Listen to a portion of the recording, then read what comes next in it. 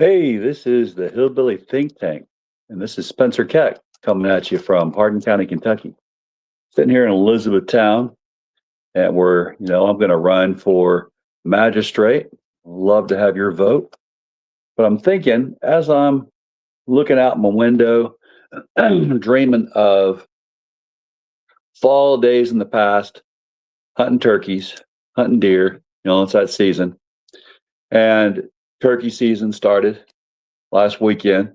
Haven't made it out there yet, but I'm planning to. But I'm wondering how many families this year will not be able to get their turkey or their bologna, actually, because that's really all you can afford if you have SNAP benefits. You know, there are 42 million Americans that receive SNAP benefits monthly in the USA. That is 23 million households. How many kids, if we want to talk turkey, are going to go without turkey for Thanksgiving? You know, that's really a travesty. When right now we know November 1st, the United States Department of Agriculture says it's not going to do anything to use any emergency funds to provide these SNAP benefits for 1 in 8 Americans. I get that 1 in 8 Americans from that 42 million number. I was listening to one of my favorite conservative podcasters last night. Actually, he calls himself Middle of the Road. That's Nate Renaccia, the Valhalla VFT. He makes a YouTube show. He claims it's 1 in 6 Americans. Regardless of the exact one in whatever, it's 1 in too many, and it's 1 in enough that you have, and I have plenty of friends that are on SNAP benefits. They're not going to advertise it. They're not going to talk about it. There's so much stigma attached to being part of the working poor in America that, boy, folks just don't want to sit and brag about that. Don't even want to really complain about it. Not yet.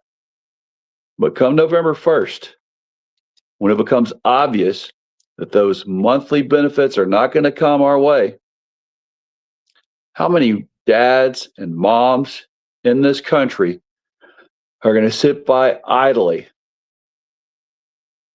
while their kids don't get a decent Thanksgiving meal?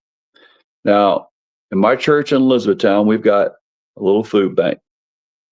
Used to be that about 6 folks a week would come and receive assistance from this.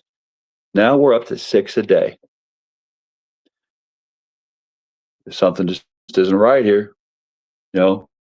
If you are an American and you're working and you're making the minimum wage, why on earth are you having to live and worry about your kids not getting a meal?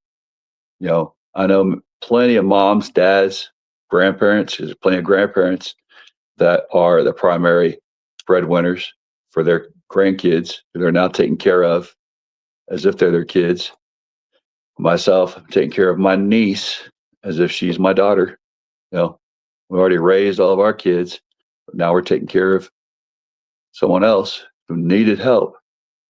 And I could not sit there and watch my kids when they were young, or my niece now that I got taking care of her. I couldn't sit and watch her starve. I would starve. I would go without meals if necessary. But there's no parent in the world worth his or her salt that's going to sit and watch their kids starve, especially not for Thanksgiving. This is supposed to be the land of plenty. We're supposed to sit in Thanksgiving and thank our lucky stars, thank our God Almighty, Jehovah, Allah, whatever you call your higher power. We're supposed to sit there and thank our higher power on Thanksgiving that we live in a land of plenty and that we can take care of our kids and thank them for all the blessings we got. But 1 in 8, maybe as much as 1 in 6 Americans cannot sit down and thank their higher power because they are having to watch their kids go hungry at night because 7.25 an hour is not cutting it, right? Maybe in some of the poorest states in the union, you can slide by on that, but not even there.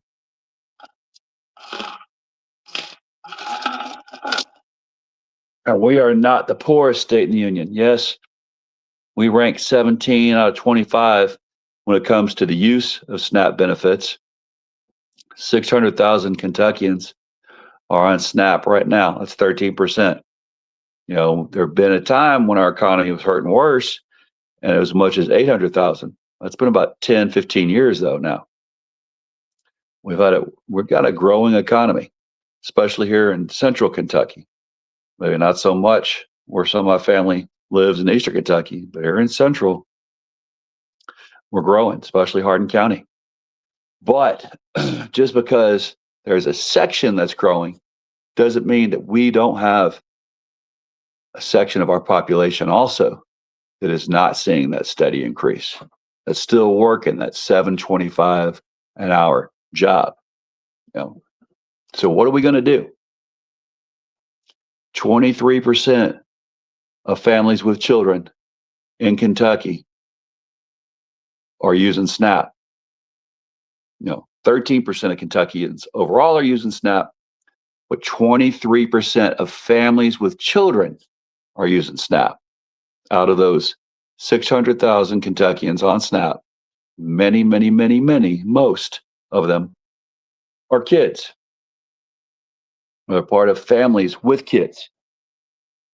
How can we allow this to happen? Right? This is a country. We're proud of our farmers. We're proud of our ranchers, proud of our folks who live by the sweat of their brow. You know,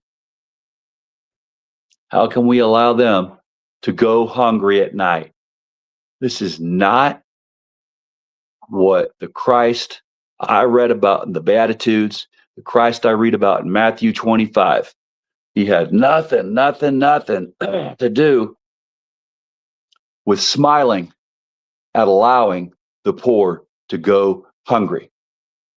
He would have been in the face of Caesar, any of the leaders of his time, if they were keeping kids from getting a mill. He would tell them, let that millstone be hung around your neck, and should be cast in the sea if you're to keep a child from coming to him. You're to harm a child. And when you decide that you're going to allow SNAP to go away November 1st with a smile on your face, as it's happening in DC right now, from our White House on down, we don't have people with the guts to stand up and say, not on our watch. But no, we'd rather let these oligarchs eat caviar on Thanksgiving before they get their turkey, before they get their prime ham from Spain, because we know they'll skip our delicious Kentucky ham. Now, well, we would rather watch those poor people eat bologna if they can even afford that for Thanksgiving once they don't get their SNAP benefits. Now, that's not what I shed my blood, sweat, and tears for from 1990 to 2014 when I left Kentucky and went to serve in our armed forces. Served in the first Gulf War, and I was on deployment when the attack happened in 2001.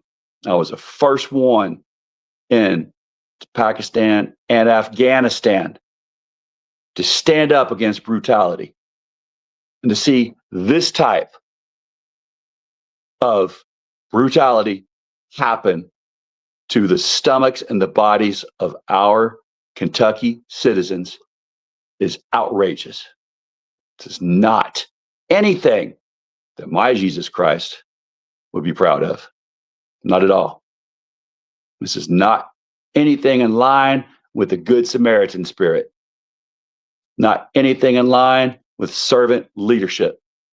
This is people who put themselves first, their golden throne first. How much gold can I put in my leader's mansion?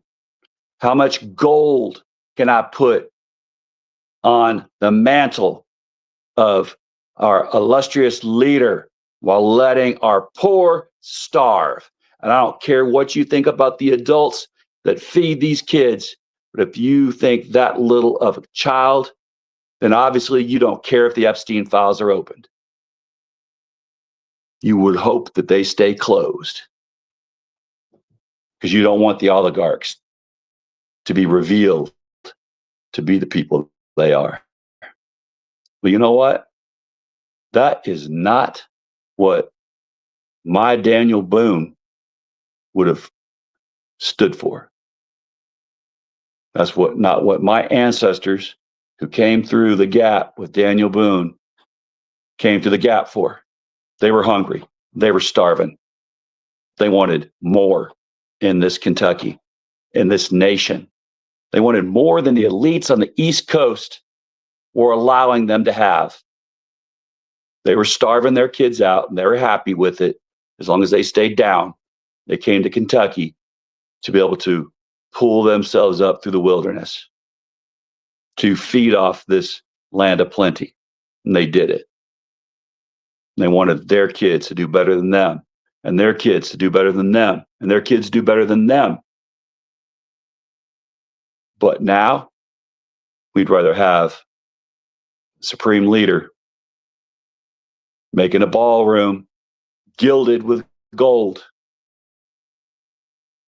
We already has his gold toilet that he sits on in his personally owned mansions.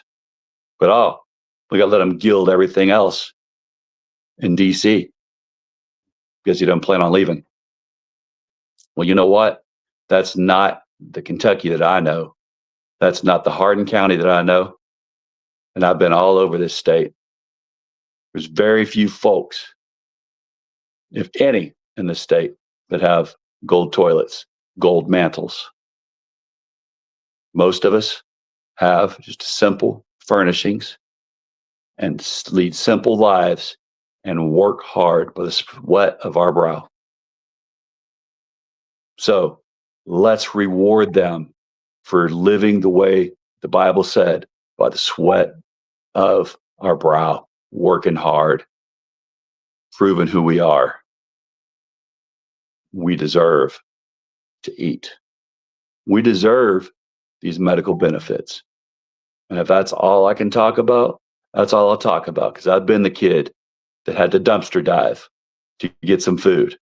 I've been the kid who thought for sure wasn't going to have any turkey or ham for Thanksgiving if it wasn't for some strangers that didn't even ever talk to, but nearby in our community noticed us that we were poor and anonymously dropped off ham and turkey for Thanksgiving for us on our stoop. That was a blessing, but not everybody can count on that. There's not that many angels out there. Let's be that angel. Let's force our democracy to be democratic and to represent every single one of us, not just those at the top. All right, y'all. Love one another as we are loved. And if you don't have enough love, create it, spread it, share it. It's free. Love our neighbors as ourselves. Take care of our brothers and our sisters as we are brothers and sisters keepers. It's that simple. but we want to make it hard. Have a great evening.